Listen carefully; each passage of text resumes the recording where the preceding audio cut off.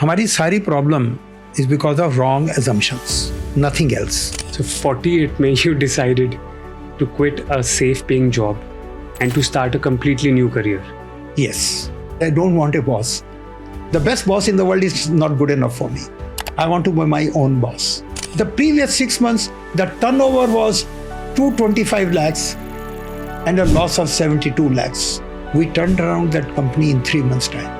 My concept paper on this was included in the Theory of Constraints International Certification Organization. Mine was the 7th paper which was accepted so far. Penny wise, pound foolish. I'm not saying something new. Yeah. So we are saying that in any business which is a system in itself, there's going to be a constraint. Always. Always. Always.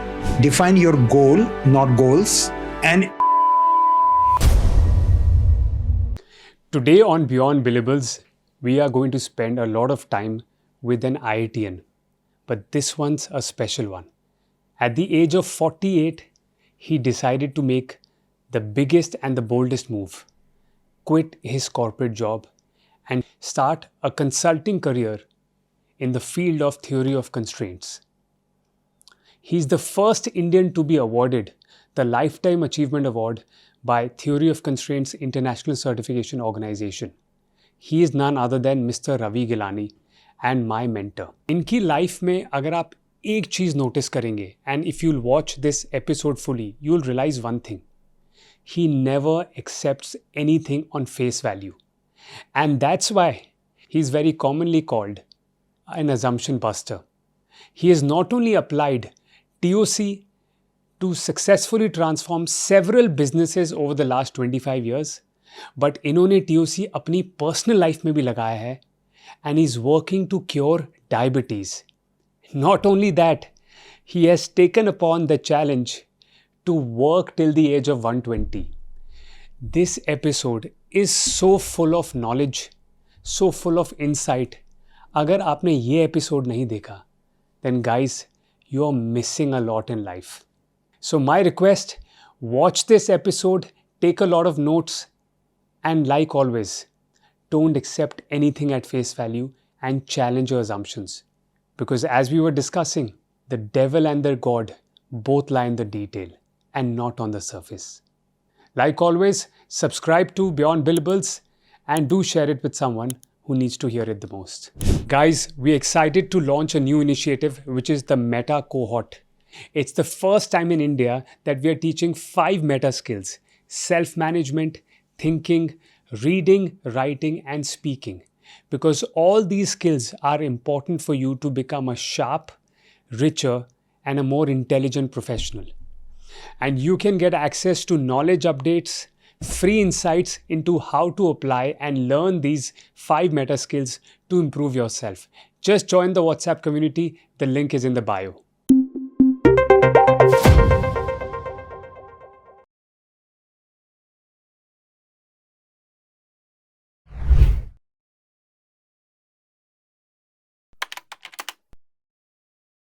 Welcome to Beyond Billables, Mr. Ravi Gilani. जब भी I search for Mr. Gilani on Google, it shows up Goldratt Bharat TOC. या आप बता सकते हैं what is TOC? TOC का पूरा नाम जो है Theory of Constraints है. But for a normal person, I'll make it more simple. हमारी सारी problem is because of wrong assumptions, nothing else. And TOC's base is that we need to first surface those assumptions and then find a way to invalidate them. That's what base is. Of course, Theory of Constraints, when it started, it is a very basic, simple concept. The system's performance is not governed by the performance of any one part of the system. It is governed by the weakest part of the system, weakest link you can call it. Like the strength of the chain is not the average strength of each link. Strength of the chain is governed by the strength of its weakest link. We call it constraint. In fact, it's not a negative word, first of all. It's a leverage point. Because if you can identify your weakest link, so-called constraint, a small improvement in that increases the performance of the entire system. So every time you find a constraint, please take it as a leverage point rather than a weakness. It's an opportunity to grow. Absolutely. It's a leverage point. तो ये theory of constraints की opportunity आपकी life में कब आई? Actually, it came in July 98. 98. July 98. Okay. Prior to that, I had worked for about 5 years and few months as a consulting in Eicher Consulting. Hmm. One thing I've been very gifted, I would call it, कि जो करता हूँ दिल से करता हूँ. Either I will do it with full heart or not. Hmm. So we were doing many assignments, consulting assignments. Somewhere the results were exceedingly good. Hmm. Client praised us, we praised the client. Hmm. Somewhere it was so-so. Client cribbed a little bit, we blamed the client a little bit. Hmm. Somewhere it was totally blank. We were working hard, but we never got any tangible, significant results. I used to wonder what the hell is happening. I'm trying my best everywhere. Nowhere I'm trying less. How come I get great results, so-so results, and nothing? And nothing. And then in July 98, I read this book, The Goal. The Goal. The Goal, G-O-A-L. The Goal. And the book was by? Dr. Ellie Goldratt. Okay. And what did the book say? It explained a fictional story, how a company which is on the verge of bankruptcy, being closed down, it turns around in 3 months by using some of these concepts. Wow. It was the first business novel. It was written as a story form. If I can relate, in India we have been, in childhood we used to have these Panchatantra stories. Correct. So great knowledge was given in the form of story. This was a business novel written by Dr. Goldratt. So it explained the fundamental concepts of theory of constraint and how it is applied in a fictional case. Now it seems to me as if somebody had cleaned the cobwebs from my fog from my eyes, glasses. Now I understood where I happened to, by chance, I had no clue about it, happened to work on the weakest link, results came great. Where we touched not much, but some results came. Where we bypassed altogether, we didn't get any results whatsoever. So that's where I decided that I'd like to pursue this line of consulting in future. So did you end up meeting Mr. Goldratt while deciding you want to pursue this? So how did that decision come? Yes, I will explain. Startingly, I asked my old company, which I was working, Eicher Consulting, that why don't you also adopt it? Somehow I didn't find the enthusiasm in them. So I decided, okay, I would like to try it. So I wrote to Dr. Goldratt that, look, I'd like to pursue this in India. His associate from Australia, she responded that we are not planning to do proactively in India. But if you get some inquiry, we'll support you. But we are not proceeding actively. Now, this is where I would say opportunity came on its own. God just provided. I was working for a company called Dalmia Cement. And the owner of Dalmia Cement, Puneet Dalmia, he also happened to know about Dr. Goldratt. He said, can we get these people? I said, yes, I can get them without any fees. Just take care of their expenses. That's all. Because I'd already they said that we will come to India. We don't want to charge. Just take care of our expenses. So he was also very happy. So our first meeting happened somewhere around 9th January 99. 99, okay. But I had decided to part away from Eicher Consulting and start on my own. Okay. I was convinced. In fact, in my life, on one side, I've always been considered as an extensively pessimistic. I mean, no risk, very risk averse. On the other hand, when I started on my own on 1st October 98, almost 27 years back, quite a few friends of mine said, "Oh, you're taking a bold step." I used to feel very happy though. Wow, today I'm taking some. Bold means like strong move. Later on, I realized they're saying, "You're making a very stupid one. You will fall flat on your face." But somehow it didn't, feel like that I'm taking a stupid step. So my first assignment, sort of very short introduction to TOC, happened in January 99, really speaking. So that's where, and one after thereafter, things started happening. So was it always your plan, Raviji, that you will get into consulting or go? Because you said something, Abhi. No. It was a bold move. So what was it like before that? Okay. I started my career after passing from IIT in 1972 with Tata Motors. At that time, it used to be called Tata Engineering and Locomotive Company, Telco. Now, after 9 years, I left Telco, joined another company for 2 years. I used to be very technology, let me say, not the IT part, but the hardcore machining technology enthusiast. It didn't work out there. Then I changed to another company. There I was asked to bribe a government official to get a report. And I felt very sad that my ability is being judged by my ability to give bribe. And I decided I'm going to not work here no matter what. And then I started searching for an organization where I will not be asked about this thing. Rest, everything I can tolerate, but not bribe. I came across an organization called Eicher. Its name used to be Eicher Tractors at that time. So I decided if I can get a job there, I will go for it. In fact, my previous colleagues and my ex-boss from Telco, who was also in Eicher, they helped me get into Eicher. Okay. So for next about, how many years? 8 years, I worked in hardcore engineering in Eicher. First at Alwar and subsequently in Parvanu. Then come December 92, we were embarked at that time on a concept called total quality management. Okay. And at that time, our TOC consultant, Mr. Dinesh Chandra, he used to come from the US. He asked me one day, "Ravi, you use your left brain quite a bit. How about using your right brain?" And let me explain to you what do I mean by left brain. I was a very functional person.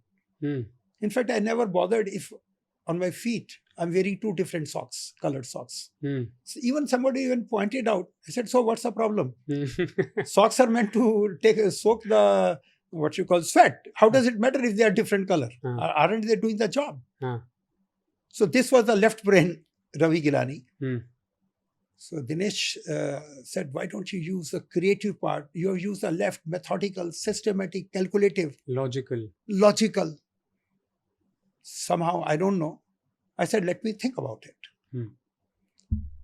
8th January 99, I was reading a book, Eternal Venture Spirit by Kazuma Tatsi. Eternal Venture Spirit by Kazuma Tatsi. And it had indicated what will be the technologies will shape in the next 40, 50 years. And that was in January 93. I was in their guest house, Eicher's guest house in Bombay. Somehow, the 2 dots connected that why not I try consulting? What's my worry? I may not succeed. So what? I've done enough of engineering, 21 years by that time. If it doesn't work out, doesn't work out. I will come back. What is the problem? So I said, okay, I want to try on consulting. So March 93, 15th March 93, I started my consulting journey after 21 years of operational working. That was my consulting journey started. And then you went independent, you left the company? No. Eicher Consulting had given me this job that why don't you do consulting within Eicher Group. Eicher Consulting was a separate individual company. So I started working. That's where I said for 5.5 years, I worked there. And I had these 3 experiences, variety, exceedingly successful, very moderately successful, and literally zero. Zero. That's where this concept of theory of constraints came. And then after that, you left.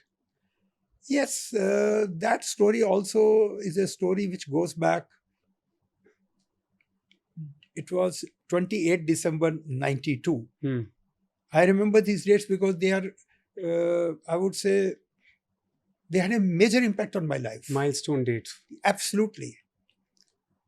You see, I had come to see off my brother who had come from the US at Delhi airport. I was in Chandigarh. And at those days, we did not have mobile phones. We were not allowed inside. So I was seeing from the outside with very dirty, what you call, glass panes, whether my brother, has he cleared all the formalities or not.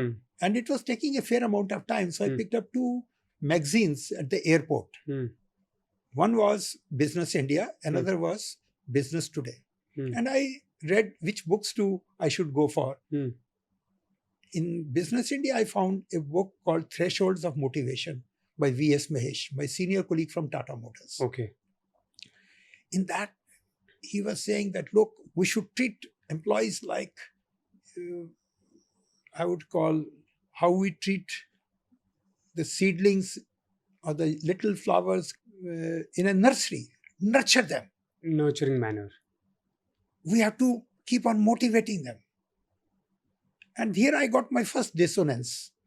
I said, look, in the first day I came to Telco, I still remember 11 September 1972, the magnificent gate of Tata Motors. Say, wow, we have come from IIT. We'll now show what IITs can do here. This was the first time Telco had recruited from IITs. I was extremely enthusiastic. I was very motivated. But it so happened 9 years later, I decided to leave. Join one more company. Oh, that Tata Motor was a large company. I'm joining a small company. Here I can show. 2.5 years back, later, same thing. I felt, no, this is not the place. Then another company. The third company is the one where I was asked to prove my mettle, my ability to give bribe. I was totally disappointed. So I joined Eicher. I started thinking about it. Why is it happening only with me? That we go into an organization exceedingly excited, but after some time, we feel, no, this is not the right place. So why? I had gone motivated. I didn't need motivation. But something happened. I was not enjoying anymore. Anyway, I didn't have an answer to this. I checked compared what happened to my classmates from IIT, the same behavior. What happens to my ex-colleagues from various companies? You start with high motivation and then it goes down. Everywhere. I did not know why is it so happening. Okay. Then I picked up the other magazine, Thresholds of this magazine, Business Today.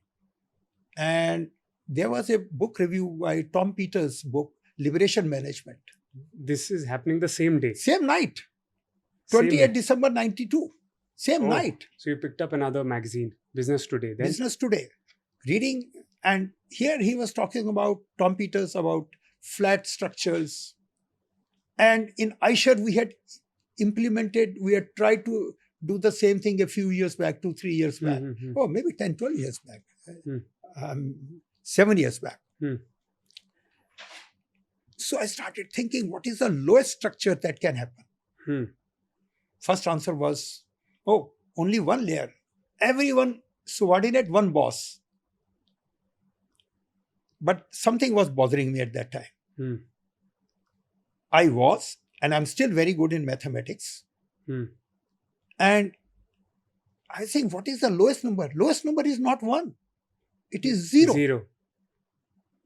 It blew my mind. What can? 0? Which means no boss, no subordinate.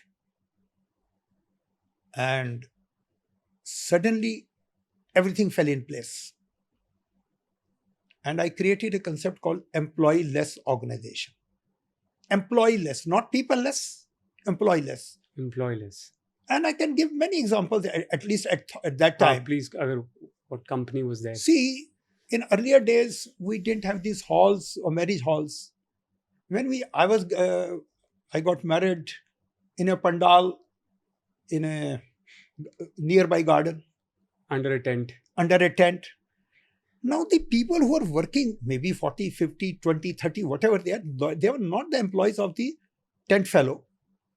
They were his associates working. They got together as a team for a project that day.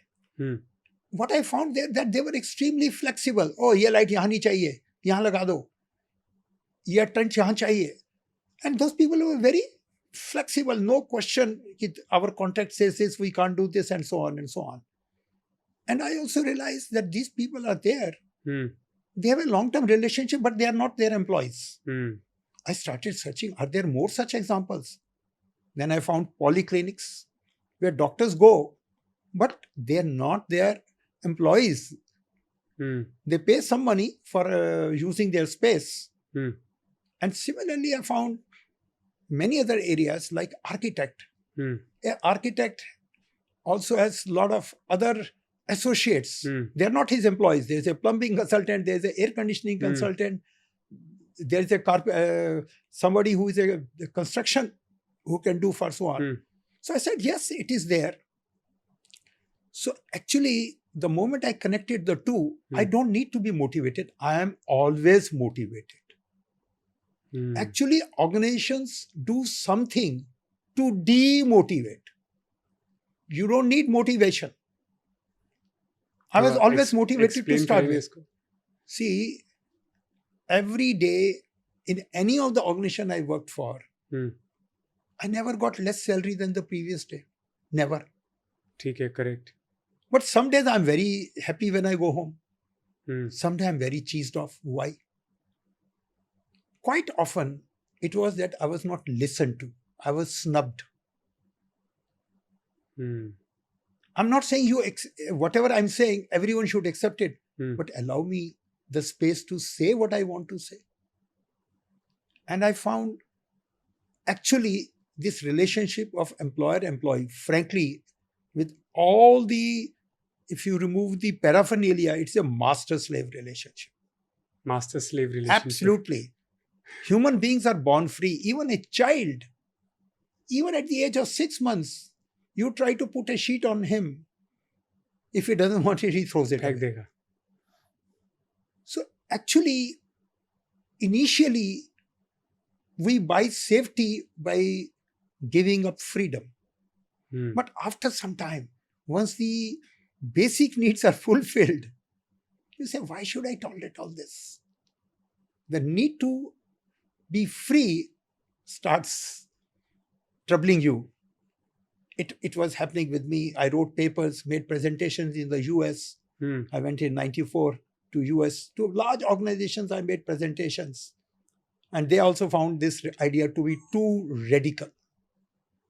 And sometime again, it used to bother me that I am propagating this idea. But I'm myself, am I not a hypocrite? I'm myself being an employee. But I'm an employee, but I'm asking others to become employeeless. So that's where I read the book, The Goal, in July. I decided I'm going to leave the organization. And come 1st October 98, I left the organization. So, Raviji, what was your age back then? Little short of 48. So, 48 mein you decided to quit a safe paying job and to start a completely new career. Yes. आपने financial condition के बारे में नहीं सोचा? Yes, I thought about it. I was looking that how much time will I give it to succeed or decide why this is not for me. I felt 2 years is good enough. Then I looked at my finances. Do I have 2 years worth of money clean in my hand? I had a very little loan from my company, which I paid off after I withdrew my provident fund, etc. I felt 2 years. Then I asked my family, can you manage? Frankly, I must say that my family is very frugal. At that time, we had a small house, very small house, a car, a steam car was there, 2 years old. Hmm. And our expenses per month at that time, I'm talking about early 99, was 10,000 rupees a month. Hmm. So I felt that I have enough money for which will last for 2 years, Hmm. taking care of various expenses. My Hmm. children were yet not gone into college. Hmm. So, and they were also very down to earth. Very, very, they used to go in the bus. Hmm. I mean, no car, etc., nothing. Hmm. I decided to take a plunge. Let's see. So, fools dare, where devils, sorry, what is it called? Where angels, the fools dare. Fool's dare. So, I went there and God said, this fellow is a fool. So, God help me. That's all I can say. One after another, things started happening on its own. I have no clue how were they happening. None whatsoever. आपका कहने का मतलब है you did not go out and get that client जैसे हम बोलते हैं. The clients came to you. The situations came to you. Almost like just like that. First thing itself, the first thing which happened was my ex-boss, Anil Sachdev. Hmm. He also would have felt that, look, this fellow is such a stupid fellow. Hmm. He's leaving a very good job, Hmm. good position. My home was 10 minutes walk from so my office was 10 minutes walk from my home. Wow. I mean, what else I could ask for? And we had no holiday. I mean, take as many holidays as you want, come when you want, go when you want. I mean, it was complete free for all. Hmm. So he felt, my boss, Anil Sachdev, that this fellow is making a mistake. Let me give a supporting hand. Hmm. He said, are you joining any other company? I said, no. So why do you want to leave? I said, you are the best boss I ever had. I'm saying it very clearly. Hmm. He said, then why do you want to leave? I said, I don't want a boss. The best boss in the world is not good enough for me. I want to be my own boss. He said, okay, why don't you do one thing? You continue on the same assignments as you were doing earlier. Hmm. We'll split the fee. So I said, what card I should have? He said, same card. Whatever we are having earlier, that's perfectly fine. Hmm. So I got my work on day one. 1st October 98, when I started, Hmm. I already had clients, 3 clients. My 3 assignments were there. So he said the clients need not know what is our arrangement of what you call reimbursement, whether it's an employee one or whether we share something. How does that matter to them? It was a win-win for my old organization. Otherwise, they would have lost that revenue. Hmm. It was win-win for me because I got the money from day one. Hmm. I didn't have to worry about it. Hmm. Of course, my clients, there was a continuity. Hmm. That was the first thing. A few months down the road, my classmate and a friend, Raghuvari Dalmia, Hmm. he had a small company in a very remote place in Orissa, Rajgangpur. Hmm. He had a small factory, Hmm. Hari Machines Limited. Hmm. It was not making money, it was losing money for 2.5 years.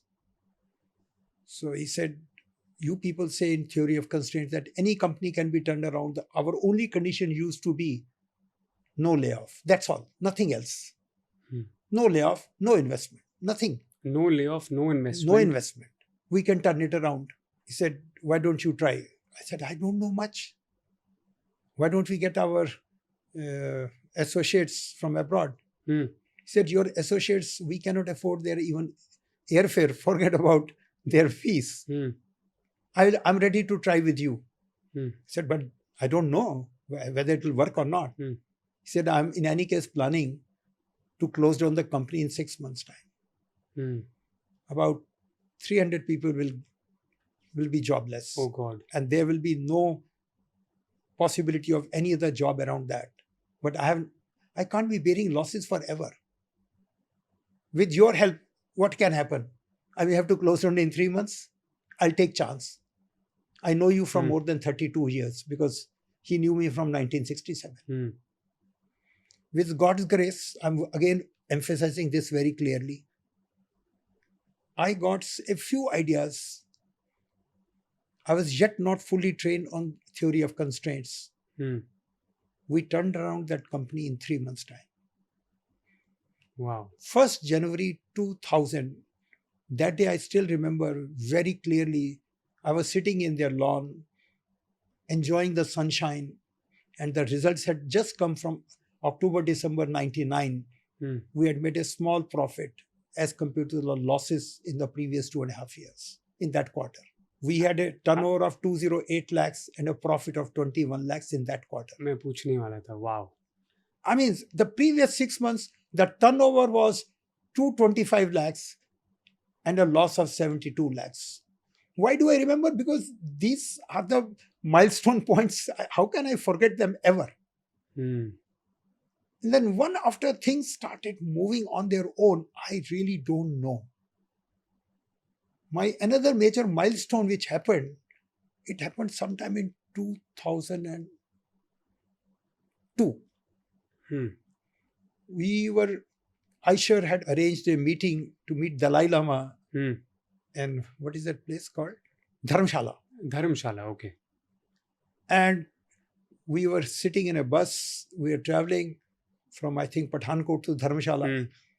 And I had a captive audience, a person sitting next to me, Mr. Vimal Sachdev. Now, he had no choice for a couple of hours, but to listen to me, he had no choice. So we started talking about theory of constraints, etc., etc. What is it?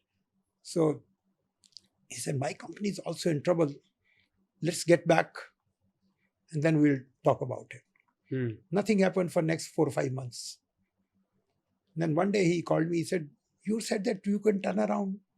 We are in trouble. Can you help us? I can give the name of the company, Indo-Asian Fuse Gears.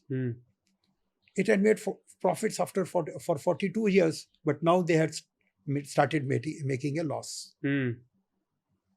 So I found out what was their problem. And their problem was cash. Cash. See, what They did not have cash? Yes, they were not being able to pay their salaries on time. Oh. They were not paying their vendors on time.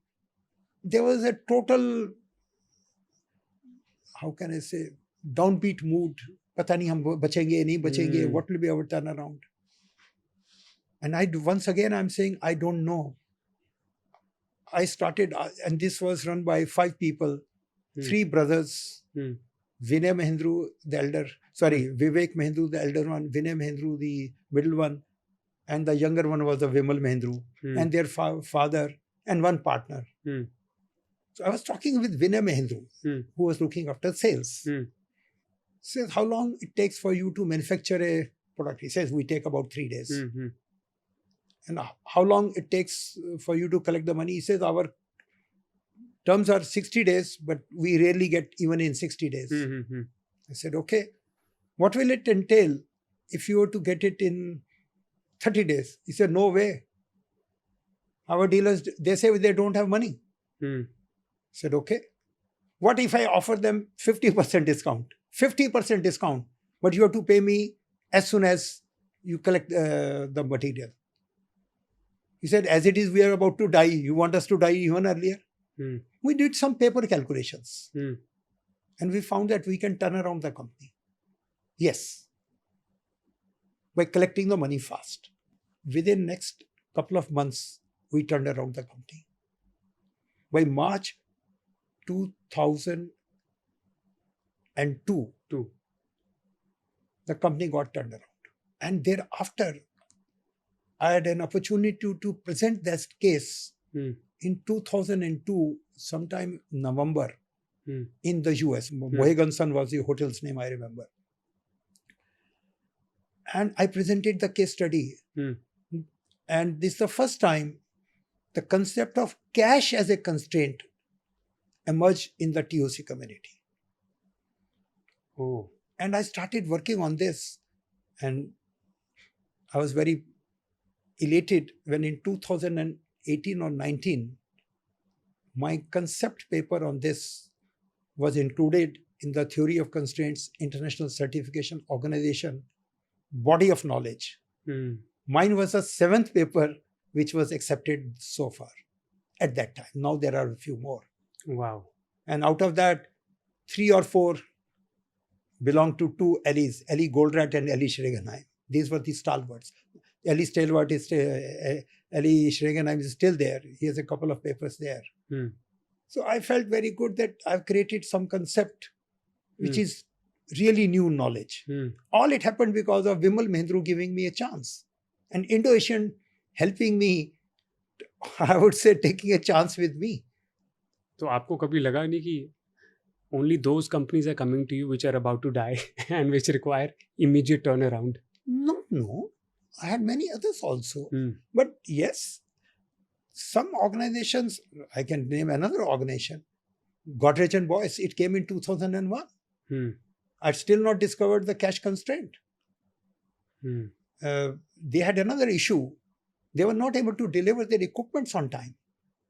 And they got a reference from Hari Machines.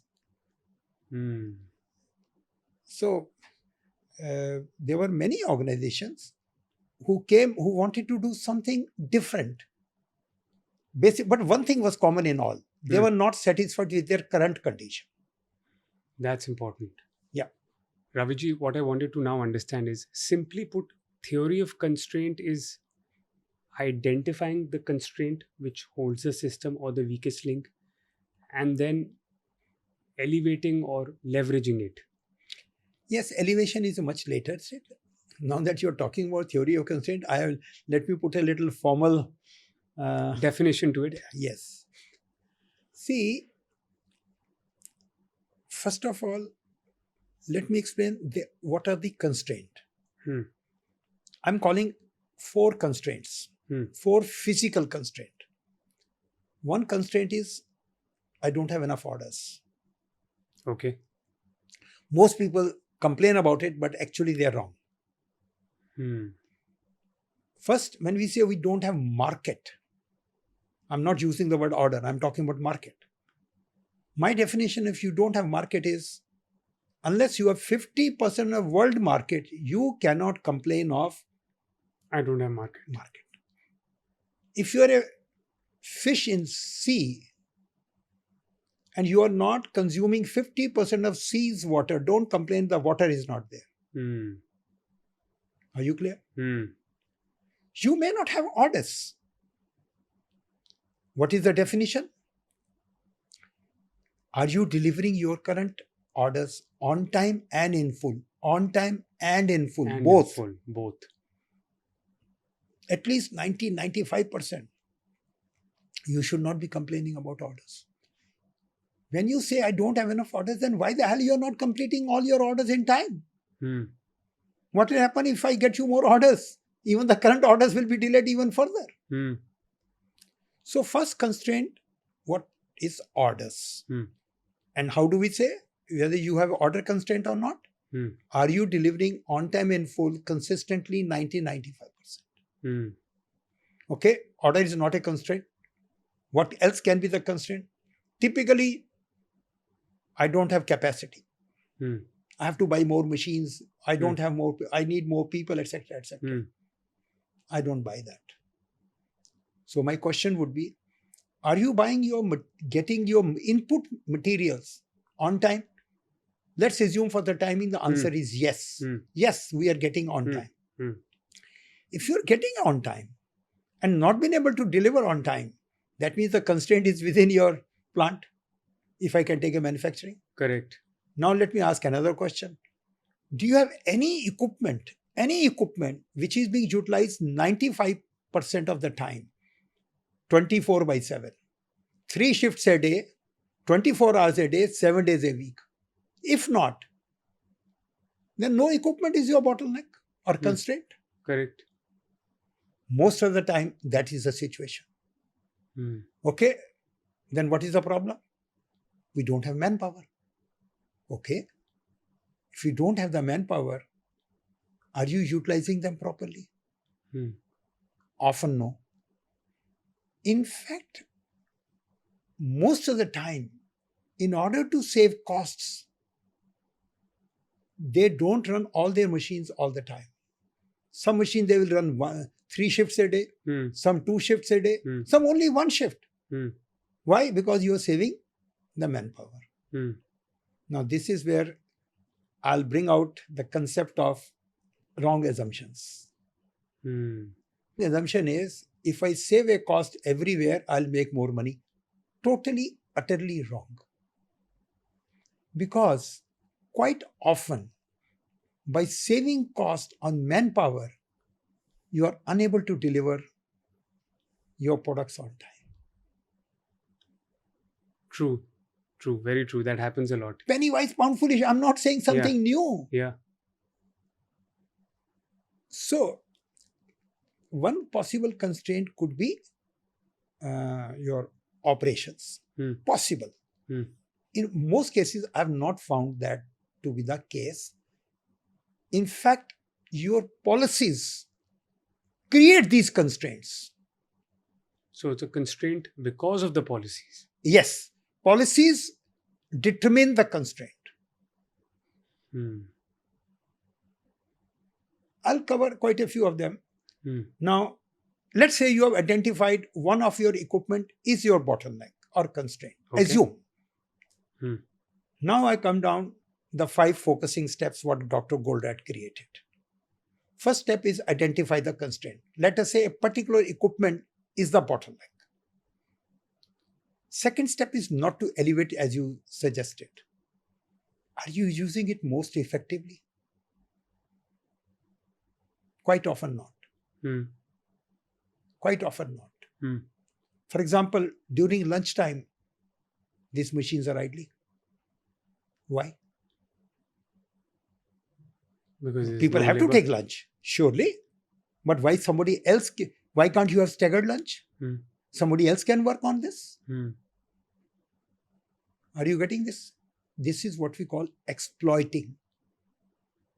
First step is identify. Second step is exploiting the constraint. We are still not going to elevate it. Quite often, the man is there, the machine is there, but now it is waiting for the previous part, which is to be machined on this. Why? Make a guess. Because nobody is given that instruction. The previous person is working on something else, not on the parts required here. Or the material is lying on a trolley, which trolley will transport 100 pieces, but only 90 are there. He is waiting 10 more pieces to come. Then he will shift the trolley. Are you understanding? Yeah. But at this time, this capacity of the bottleneck machine is going waste. Are you with me? So this is called subordination. Look, even the constraint does not work in isolation. Rest of the organization links also play a role. Now you have to say that every other link has to do everything to make sure the capacity of this machine is not lost. I can give an example. Much before I thought about theory of constraints or learned about it, I'm talking about way back in 1975. I was working in Tata Motors. There was a new machine and we are developing a new product where I only could operate that. Nobody else could operate. Now, we had a facility available that we don't have to go to the bank to get money and cash the check. Within the company, we had a choice. We can give a check to the cashier and he will give us the cash. My boss said, why are you going there? You stay put here because if you go there, you will take half an hour to come and this machine will be stopped. You produce here. I will go in place of you and get you the money. Give me the check. Others are also contributing to absolutely exploit the constraint. That is subordination. To make sure that the constraint resource is not idling at all. Now, only after this place, once you have done identified, exploited, and subordinated everything else in the organization, you're going to elevate. I'll give you a small example. Later on, quite a few years later, not immediately, Now we had another bottleneck machine in Tata Motors. Now my boss or somebody else can do many other exercises on behalf. But what happens when you have to go to use the loo? Now the machine has to be stopped. But the loo is far off. Guess what can be done? Somebody else can, only you can use the machine. I can't say hold back your loo. So a portable loo was created next to the machine so that he doesn't waste time going to the loo and coming back. Whatever time you have to spend in the loo, yes, go ahead and do it. This is subordination. Do everything to make sure that we make the full utilization of the bottleneck equipment. Are you with me?